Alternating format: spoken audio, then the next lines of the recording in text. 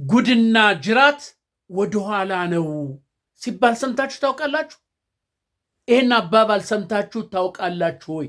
ጉድና ጅራት ወደ ኋላ ነው። ስለ ዳኛቸው ይሄ ጥርስ የተተከለለ ስለሱ ሰምታችኋል? ጉድ እኮ ነው እናንተ፣ ጉድ የጉድም ጉድ። ውይ ስለ ዳኛቸው የወጣው የተነገረው ርዮት ያወጣው ትክክለኛ የሆነ መረጃ አቤት አቤት! ይህ ሊባኖስ ሚዲያ ነው። ሰብስክራይብ፣ ሼር፣ ላይክ አድርጉ። ዶሏንም ደግሞ ላጣርጓት። እስቲ እንትን ትዝ ይላችኋል ጥምቀት ሲሆን የጥምቀት ጊዜ ይሄ ልብስ እንለብሳለን ህፃናት። አቤት አቤት አቤት አቤት! እኔ ተወልጄ ያደጉት ጎጃም ነው። ሞጣ ጊዮርጊስ የሚባል አገር አለ። ሞጣ የጀግና ሀገር። ሞጣ አንተ ሞጣ እኮ ሞጣ የጀግና ሀገር፣ የነ ከበደ ተገኘ ሀገር እኮ ጣሊያን ያርበደበደው አንተ ሞጣ።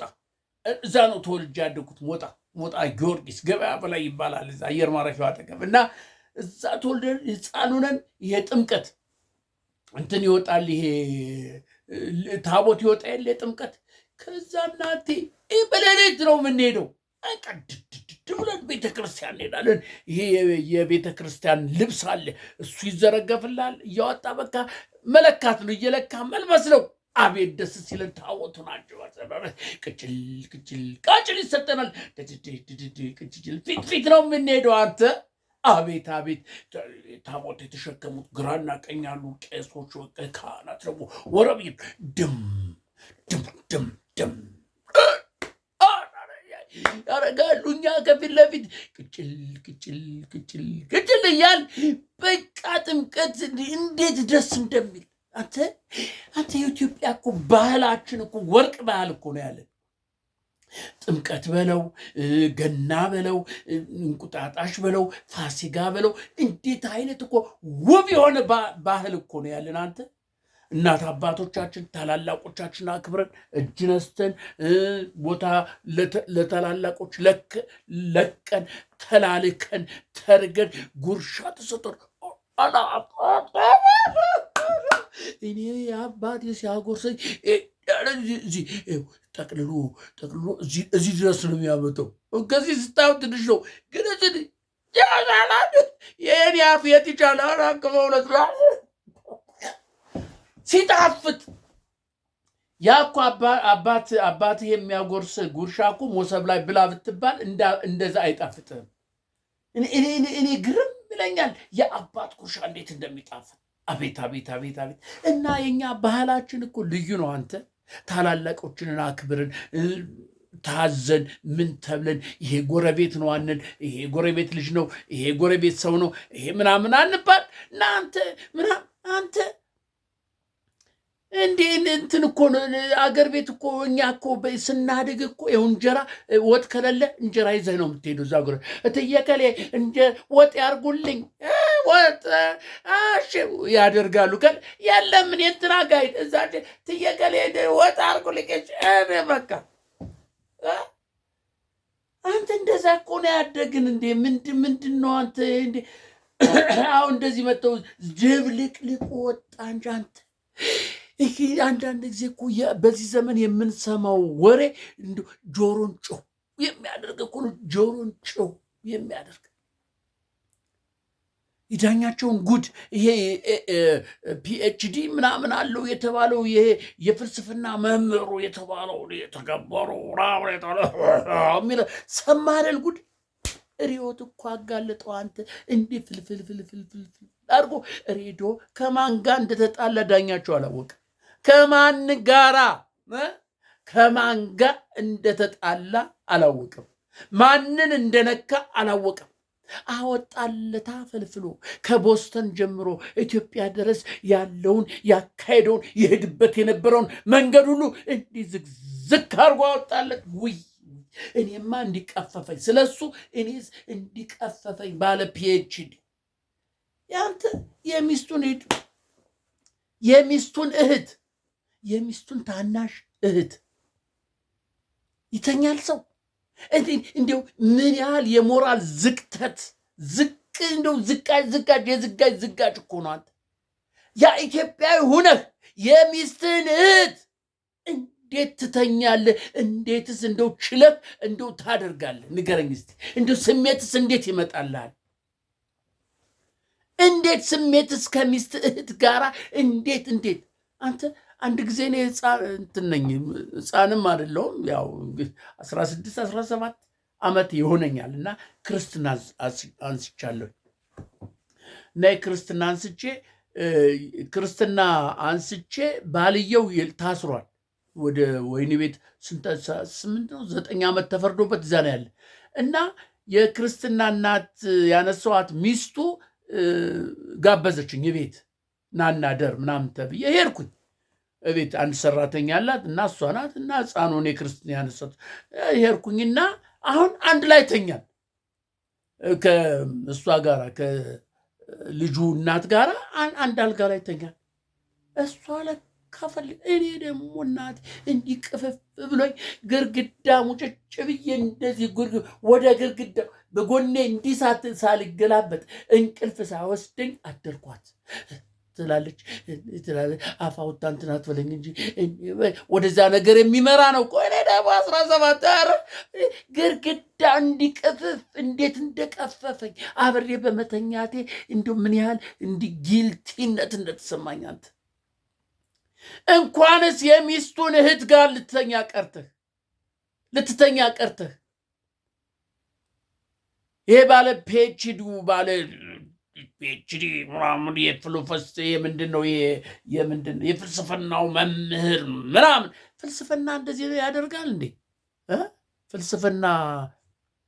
የፍልስፍና ትምህርት ወደዚህ እንደዚህ ያደርጋል? እህትን ልጅህን የሚስትህን እህት ምናምን አድርግ ይላል፣ አብረተኛ ይላል እንዴ? የፍልስፍና እኮ መምህሩ ዶክተር ዮናስ ትዝ ይላችኋል? ዮናስ ዘውዴ አቤት ጀግና ዮናስ ዘውዴ ጀግና። ኢትዮጵያ እንደሱ አይነቶችን ታፈራለች። አት ያለ ቃሪያ እንኳን ማንጠልጠ ያለው ቅል እንኳን ማንጠልጠ ያለው ታላቅን እንዴት ብለን እንደምትጠራው እከሌ ከላንተ ና ቅል እንኳን ማንጠልጠ ያለው እንዴት አንተ በስም ትጠራለህ? ትንሹ ታላቅን እከሌ ጋሸ ከሌ አባባ ከሌ እማማ ከሌ እትዬ ጋሽዬ ነው እንጂ እንዴት ዮናስ ዘውዴ የፍልስፍና መምህር በኢትዮጵያ ስነ ምግባር የተሞላ በግብረ ገብነት የተሞላ አነጋገሩ ከአነጋገሩ ወርቅ ጠብ የሚል አነጋገሩ ውስጥን ሰርስሮ የሚገባ አጥንትን ሳይቀር መቅን ውስጥ የሚገባ አነጋገሪያ አንደበተ ርቱዕ ዮናስ ዘውዴ እድሜ ይርዘም። እሱም እኮ የፍልስፍና መምህር ነው። ዳኛቸው ግን አንተ ደግሞ ትዝ ይላችኋል። ባለፈው አንድ ጊዜ በእንትን ሲሄድ ገና በእንትን ጊዜ እኮ ነው አብይ ሳይመጣ አውጥበት አብይ ሳይመጣ ወደ ምንድን ነው ወደ አዋሳ ነው መሰለኝ በባስ ሲሄድ እነዚህ የኦሮሞ ቄሮ ምናምን ነበር። የዛን ጊዜ ቄሮ ያጣድፈው ነበር። ምን እንዳለ ታውቃላችሁ? ቄሮን ኦሮሞን ምን ብሎ እንደሰደበን ታውቃለህ? ከብት እኮ ነው ያደረገን። 40 ሚሊዮን ከብት አስቸገረናል። አፍ አውጥቶ ዳኛቸው 40 ሚሊዮን ከብት የሰውን ፍጡር ሰው የሆነውን በእግዚአብሔር አምሳል የተፈጠረውን ሰው ከብት ብሎ እኮ ነው ኦሮሞን የተሳደበ። አንተ 40 ሚሊዮን ከብት ዛሬ ደግሞ ከኦሮሞ ቂጥቂጥ ስር ይላል ዳኛቸው።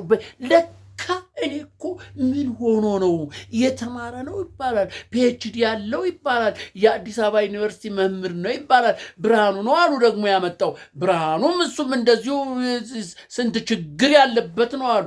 ስንት ችግር ብርሃኑ ስንት ከሚስቱ ጋር ተለያይቶ ሚስቱን እህት ተኛ ከሚስቱ ጋር ተኛ ወይም ከወንድሙ ምናምን ጋር ተኛ አልሰማንም። የሱን ገና ግን ይመጣል ይወጣል። እሱ ደግሞ ገንዘብ ምን ያደረገን እኛ በረዶ እየወረደብን ያኔ የሰራነውን በፀሐይ ደግሞ ቃጠሎ ላባችን ጠብ እያለ የሰራነውን ግንቦት 7 ብሎ መጥቶ ባላ ይለናል። ምላሳ እኔ ይላል። በቃ ፕሮፌሰሩ በቃ የተባለውን ገንዘብ ላጥ ስንት አርጎ ደማችንን ምጥጥ ታረገ። የዲያስፖራን ብር የዲያስፖራን ደም የመጠጠው ብርሃኑ ውይ ስንት ጉድ አለ። ያኛው ዳኛቸው የቦስተን ፓርኪንግ እንትን ነበራሉ። የፓርኪንጉን አይታወቅም ላጥና በቃ 50 ነው አሉ። ከእንትኑ ከፓርኪንግ ጋር እና ከእንትን ገጠሙለታ ካሜራ ገጠሙለታ። የዛን ጊዜ በሱ ጊዜ ካሜራ አልነበረም፣ ዝም ብሎ በእንትን በካርኒ ነበር። አሁን ገጠሙለታ። እናቴ ሲር እጅ ከምን ቀረጽ በላው በቃ። ከዛ አሜሪካ ውስጥ ስራ የሚባል ነገር አጣ። እንዴት ያገኝ? አሜሪካ ውስጥ ደግሞ አንዴ ፋየር ከተባል ይሄ በሶሻል እንትን ውስጥ ገብቶ እንደዚህ ነው ያደረገ ሌባ ነው፣ ዘራፊ ነው፣ እንትን ሸዋሸዋ ሰሪ ነው ከተባል እዚያ ላይ ከተባል የፈለገው ዲግሪ ኑርህ፣ ፒኤችዲ ኑርህ፣ ፕሮፌሰር ሁን፣ ምን ሁን፣ ማንም አይቀጥርህም። ጠረጋ እንኳን አይቀጥርም። ጠረጋ አንተ የቤት ጠረጋ፣ ጽዳት፣ ሳህን አጠባ ማንም አይቀጥርህም። እዛ እናቴ በብሬ ብርሃን እኮ እንደዚህ ነው ና ምን ችግር አለ አለና አዲስ አበባ ወያኔ የዛን ጊዜ ወያኔ ነበረ። ለወያኔ በቃ አዲስ አበባ የፍልስፍናት መምህር ምናምን ተባለ።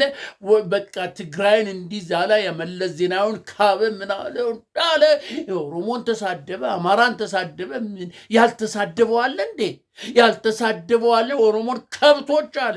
40 ሚሊዮን ከብቶች በቃ አጋሰሶች እኮ ነው ያለ፣ አህዮች እኮ ነው ያለ። አንተ ኦሮሞን እኮ የተከበረውን የኢትዮጵያን ህዝብ የተከበረን የኦሮሞ ህብረተሰብ እነሱን እኮ ነው የሰደበ። ዳር ድንበር ያስከበሩትን ዘር፣ ቋንቋ፣ ሃይማኖት ሳይል አድዋ ላይ በአንድነት ዘምተው ትግሬ፣ አማራ፣ ኦሮሞ የለም ነበር።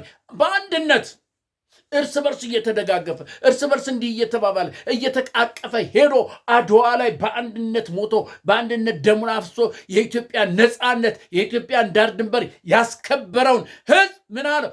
አረ ከብቶች 40 ሚሊዮን ከብቶች አስቸገሩን አለ። ዳኛቸው ምሁር የተባለው ተመልከት። ለካ እህቱን ተረማምሶልሃላ። እናቴ ውይ እናንተ ርዮትን ስሙት። እኔ የስማ በለው ነው። እኔ ትክክለኛው እንደው ዝምዬ አንዳንዶችን ለቀም አረጌ እንደው እንዲዳረስ ያክል ነው እንጂ ርዮትን ግቡና ስሙ። ቴዎድሮስን ግቡና ስሙት እናንተ። አቤት ፈለፈለለት። ሚስቱ ታማልጋ ቁራኛ ሁና ሀብቷን ሊዘርፍ ሲመጣ ልጁ በካልቾ ብሎ አንተ ብሎ ደግሞ አባት የለኝም ብሎ በካልቾ ብሎ ጠልዞ ነው ያባረሩ። ዳኛቸው የአማራ ጠላት፣ የኦሮሞ ጠላት፣ የትግሬ ጠላት፣ የኢትዮጵያ ጠላት። አሁን የኦሮሞ ናቸው በዚህ ሰዓት። የኦሮሞ ኬኛ እኛ ኦሮሞ እና አንተና ነማቢል ሚኒሊክ ነው አለው እኮ ሚኒሊክ። አብያችሁ ደግሞ ቆይቶ እርግጠኛ ነኝ ጌታ እንትን አብይን እኮ ኢየሱስ ነው ብሎት ይላል። አንድ ጊዜ እኮ ብሏል አሉ። አብይ እኮ መሲ ነው፣ መሲ ክርስቶስ ነው፣ የክርስቶስ ምሳሌ ነው አብይ። ሲሪየስ እኮ ነው፣ አላወቃችሁትም እንጂ አብይ እኮ ክርስቶስ ነው፣ ክርስቶስ ነው። ተሳለሙት እኮ ነው ያለን። በቃ ተሳለሙት አብይን። አሁን ደግሞ ምኒልክ ነው አለ። ከምኒልክ ቀጥሎ ቴዎድሮስ ነው ይላል። አቀንች አየ ለካ ይሄ ጉዳ አለበት። አንተ ለካ ኦሮሞን ተሳድቧል፣ በከብት ነው ብሎ ተሳድቧል። ያችን ነገር እንዳትወጣበት ነው ዛሬ የኦሮሞ አባገዳዎችን የኦሮሞን እንትን ከፍ ከፍ የሚያደርገው። ረግርግር ቂጡ ላይ ቁስል ያለበት ውሻ እንደ ልብ አይጮህም ይባላል። ቂጡ ላይ ቁስል ያለበት ውሻ አይጮህም። ሊጮህ ቂጡ ጅራቱን ቆልፎ፣ ምክንያቱም ውሻ ከዚህም ነው የሚጮህ። ከዚህ ቂጡ እንዲህ ውጥር ይላል ሲጮህ፣ የዛ ጊዜ ይላል። በቃ ሊጮህ የፈለገ እንደዛ ነው እኮ ዳኛቸው። አሬ ዳኛቸው አንተ ከብት፣ ኦሮሞን ከብት፣ የኦሮሞን ህዝብ ከብት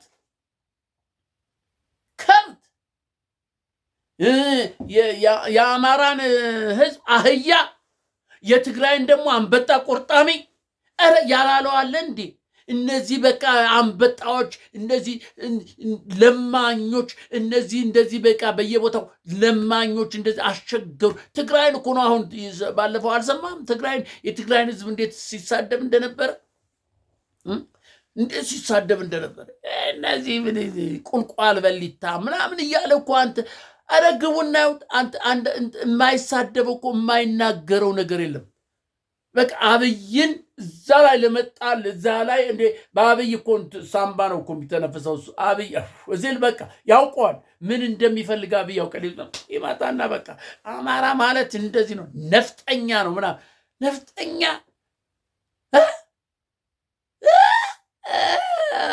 ነፍጠኛ እኮ ማለት አንተ ነፍጥ መሳሪያ የታጠቀ ማለት ነው።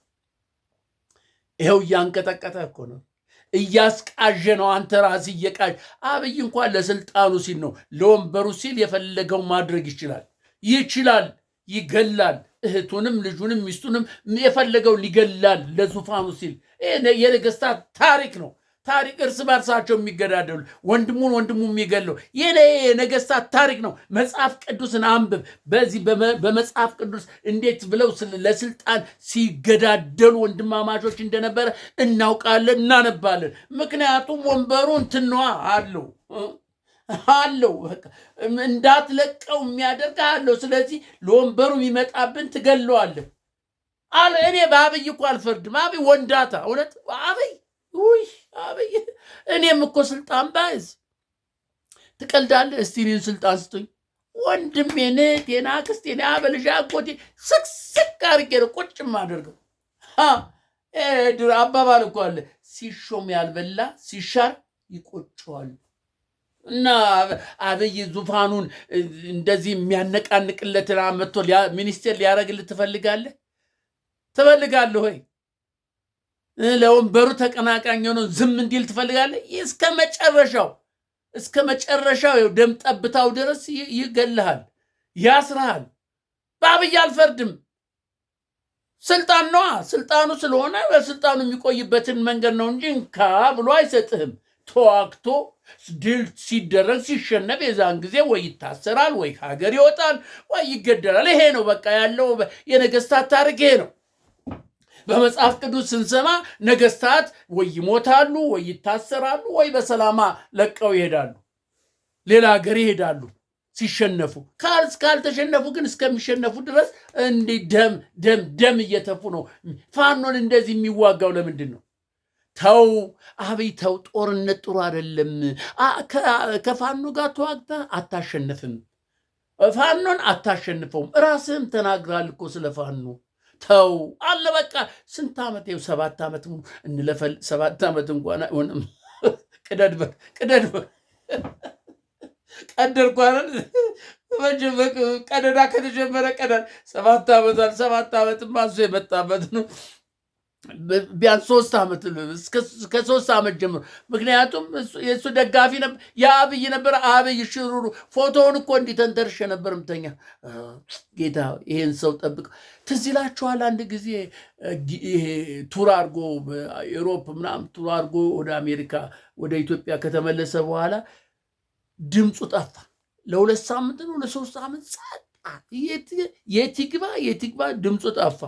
መርዝ ሰጥተውት በውሃ ጠጥተውት ያልተባለ በቃ የማይጸልይ ሰው የለም። ኧረ እንደው ኧረ አብይ ጠዋት ሌሊት ተነስተን ስንት ነበር የምንከፍተው ቲቪ። የዛን ጊዜ ደግሞ ፌመስ የነበረው ዛሀበሻ ነበረ። ዛሀበሻ የለም ዛሀበሻ ሌላ እንጎረጉራል። የአብይን የበላው አሞራል ጮኋል። አንተ እንዲህ ልባችን ፈንድታ ልትሞት በቃ ስራ መስራት አቃተን። እኔ ስራ መስራት አቃተኝ። በቃ መብላት አቃተኝ። አንተ 2 ሳምንት ነው 3 ሳምንት ድምፁ ጠፋ። አረ እንደ ሰውዬ የኢትዮጵያ መድን መልአካችን ምናምን መሲያችን ብለን በቃ እንዴ አንተ እውነት እኮ ነው። አልገጠማችሁም? እስኪ አትዋሹ፣ እውነቱን ተናገሩ። የዚያን ጊዜ ገና እንደመጣ እዚያ አሜሪካ ቱር አድርጎ ተመልሶ የጠፋ ጊዜ ድምፁ ጠፋ። ለካሱና ውስጡ እንትና ሚልኬሳ እንዳለው ሚልኬሳ ነው ዶክተር ሚልኬሳ ያጋለጠው አብሮት የነበረው ለአንተ አብይ ጠንቋይ ሁሉ አለው እኮ አለ። ጠንቋይ በአንተው መጀን ምናምን የሚለው እኮ አለው አሉ። ኧረ ስሙት፣ እሱ እኔ አልናገርም። ያላየሁትን ያልሰማሁትን ያላየሁትን ነገር ሰምቻለሁ፣ ግን ላረጋግጥ ከ2 3 ሰው ላረጋግጥ። እሱ ግን አብሮ የነበረ ወሎ ሄዶ ሻቁ ጋር ባንተው እዛ ሁሉ ሄዶ እንዲሁ ሼኩ እኮ ናቸው አሉ። ንጉሥ ትሆናለህ ሲሉት አሉ። እዚህ መጥቶ እናቴ በ7 ዓመቴ ምናምን ብሎ መቀበጣጠር ጀመረ እንጂ ሼኩ ነው የነገሩት። ከተመስገን ጥሩነህ ጋር ሄደው የታወቁ ሼክ ናቸው አሉ። የታወቁ በቃ እኔ የእግዚአብሔር አፍ ናቸው። የእግዚአብሔር አፍ ማለት ናቸው ሼኩ። እንደዛ ነው የሚቆጠሩ። በቃ እንደዛ ነው። በቃ እሳቸው የተናገሩት በቃ ከመሬት ጠብ አይልም። ስለዚህ እሱ በጣም እናቴ እንደዚህ ብላኝ ከጥንት ነው ከገና ስወለድ ጀምሮ። እንዲያውም እኮ እኔ ስወለድ ብርሃን በቃ አለቤት ውስጥ ምናምን አለማለቱ እሱ ነገር እኔ ስወለድ በቃ ከላይ ከሰማይ የቀስተ ደመና ምናምን የዘውድም ብርሃን መጥቶ ቤቱን አወደው አለማለቱ እኮ ነው እንጂ በቃ እናቴ ከ7 ዓመት ጀምራ 7ኛው ንጉሥ ነው ምናምን ትሆናለህ ብላኛለች፣ እንደዚህ ብላኛለች 10 ጊዜ ሲል ሼኩ ነው እናት ሼኩ። መቼም ይሄ ፒኤችዲ የተባለው ዳኛቸው አሽቃባጩ ለካ ለዚህ ነው የሚቀበጣጥረው። ለዚህ ነው አማራን ያ ነፍጠኛ ይላል፣ ኦሮሞን ደግሞ ከብት ይላል። ምን የማይለው አለ? ሶማሌን የማይሳደበው እስቲ ግቡና ያለ በቃ ያደርጋል በለው ነዋ። እናቴ መጠጋጋት እኮ ነው። ሽመልስ እኮ የንስሐ አባት ነው። ሽመልስ እኮ ለዳኛ እንዲታዘበው ይመጣና እንደዚህ ነው ይለዋላ። በቃ ሽመልስ እንደዚህ ነው እኮ ዳኛቸው እንደዚህ ሆኗል ምናምን በዚህ ወጥቶ ይመጣና ፋንዴት ይደርሳል። ይኸው እያንቀጠቀጠ ነው፣ እያርበደበደህ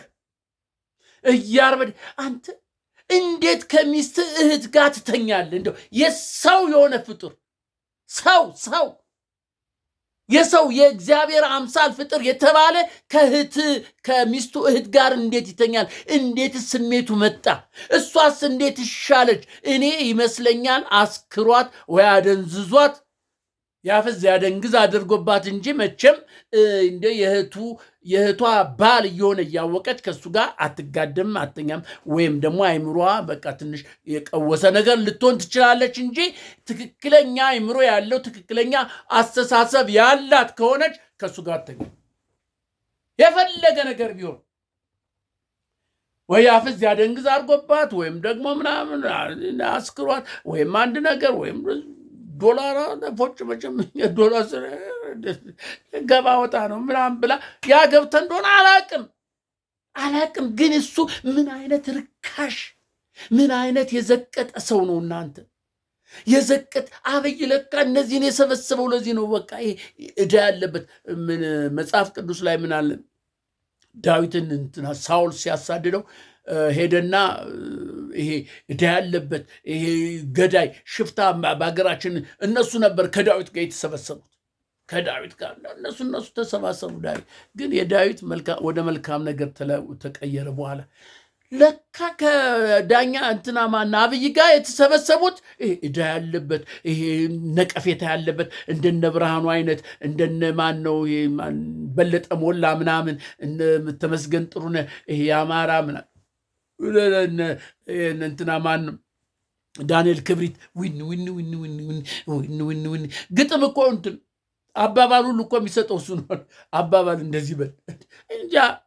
አብይ የታምጡት ነው አባባል የታምጡት ነው። እስቲ ቅኔን የታምጡት አባባልን የታምጡት ነው እንዴ? አሁን እኮ እሱ አሁን አብይ እስከ 7ኛ ክፍል እንደተማረ ተረጋግጧል። እሱ የ7ኛ ክፍል ተማረ። ከዛ በኋላ እኮ እንዴት እንደተማረ አይታወቅም። ራሱ በ3-4 ጊዜ ራሱ አባባሉን እንደዚህ ሁኜ ይላል። እንደገና ደግሞ ሌላ ቦታ ላይ እንደዚህ ሁኜ ይላል። እኔ እኮ ግርም ነው የሚለኝ ይሄ በተልኮ አላሉ በገንዘብ ጸጣል ዲግሪ ፒኤችዲ ዶክተር ይለዋል። እኔም እንደዛ ላድርግና በቃ ዶክተር ሊባኖስ እንደዚህ ናቸው ልባል እንጂ ካልሆነ እንዴ ትቀልዳለህ እንዴ? እና ዳኛቸው እናቴ የፒኤችዲ ምናምን የፍልስፍና መምህሩ ለካ እንደዚህ አይነት ሰው ነው። ለካ እንደዚህ አይነት ነው። ለካ እንደዚህ ሌባ ነው፣ አጭቤ ነው፣ ሞላጫን በቃ እንትን ምንድን ነው ከጊዜው ጋር ካለው ጋር የሚሄደው አባቱን ገዳይ ቢሆን ዛሬ ነገ ንጉስ ቢሆን አንተ እኮ እንዳንተ አይነት እኮ ንጉስ የለም፣ እንዳንተ አይነት እኮ መሪ የለም። አሁን አብይ ቢሆን ሌላ ቢመጣ ደግሞ ዘመነ ቢመጣ ከዘመነ አባት መሐመድ ይሻለኛል እኮ ነው ያለ። አቤት የአማራማ ያለበት ጥላቻ። በፊት የወሎ የኦሮሞ ጥላቻ ነበር። በወያኔ ጊዜ የኦሮሞ ጥላቻ ከብት አህያ ምን እያለ ሲላ በጎች ምናምን እያለ ሲል የነበረው ልክ ኦሮሞ ነው የተባለው። አብይ ስልጣን ሲይዝ ተገለበጠና በቃ ኦሮሞ የአባገዳ ስርዓትን እንዲያርገው የሚመሩ የኦሮሞ ህብረተሰብ የታወቀ ምናምን እነከሌ ያለ መጥቀስ ጀመር። ጀግናዎችን ምናምን ሲስ ትናንት እኮ ከብት እያለ ይሰድብ ነበር። እውነትም አሁንም ከብት ነው እኮ። አሁን እንደዚያ ብለው ተሰድቦ ዳኛቸውን እዛ እንደ ፊት ለፊቱ ቁጭ አድርጎ ማየት ይሄ እኮ ሌላ ውርደት ነው። ለኦሮሞ እኮ ውርደት ነው። ከብት ተብለ ተሰድበ እንደገና ደግሞ በግዛት በአንተ ውስጥ ሲያቆላምጥ ምንድን ነው የምትለው? እንዴት ዝም ትላለህ? እንዴት ግን አማራ ፋኖ መጥቶለታል።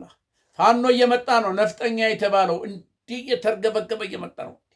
ሰዓቱ 12 ሰዓት ሊሞላ በቃ ሩብ ጉዳይ ለሆን ታብራ ሩብ ጉዳይ ለሆን ነው ለ12 ልክ 12 ሰዓት አሲል 4 ኪሎ ይላል ፋኖ። ይኸው ዙሪያውን አይተሃል አይደለ? በዚህ በሰሜን ሸዋ በወሎ በጎጃም በጎንደር በቃ አርማጮ ምናምን በቃ ምን ያህል ጦሩን እንትን እያለ እንደሆነ እጅ እየሰጠ እየሰጠ እኮ ነው። እና የዳኛቸው ጉድ እናቴ እንዲህ ተነግሮ የሚያልቅ አይደለም። እኔ ገርሞኝ ደንቆኝ ነው። የፍልስፍናው መምህር የተባለው ዳኛቸው ጳጳስ የእነንትና ጳጳስ የሆነው አሁን ሊሆን የተደረገው እንደዚህ ጥርስ የተገጠመለት እሱ ጉደኛ ከሚስቱ እህት ጋር የተኛ እናንተ ሰዎች እንዴት እሱን ዳኛቸው ብላችሁ ታዩታል? ይሄ እኮ እርኩስ ነው። ጉዝ ምንድነው? ጉዝ ምናምን የሚወገዛል ማውገዝ ነው፣ ማሳደድ ነው እንጂ እንደዚህ ከሌዝቢያን እኮ የማይበልጥ ያልተናነሰ ድርጊት እኮ ነው ያደረገው። አንተ እንዴት ከሚስቱ እህት ጋር ይተኛል? አንተ እንዴት ኦሮሞን ከብት ብሎ ይሳደባል? አንተ በሰው በእግዚአብሔር አምሳል የተፈጠረውን ኦሮሞ ከብት ብሎ እኮ የተሳደበ ነው ዳኛቸው ማለት። ዛሬ በኦሮሞ ጉያ ተደብቆ ተሸሽጎ ሌላውን ይሳደባል። ትናንት ከትናንትና ትግሬን ሲሳደብ ነበር፣ አማራን ሲሳደብ ነበር፣ ኦሮሞን ሲሳደብ ነበር። አፋር ምን ያልተሳደበዋለ እንዴ እሱ? አሁን ደግሞ የኦሮሞ ቀጥንትን ሆኖ እዛ ተቀምጦ እንደ ዝም ትላለ?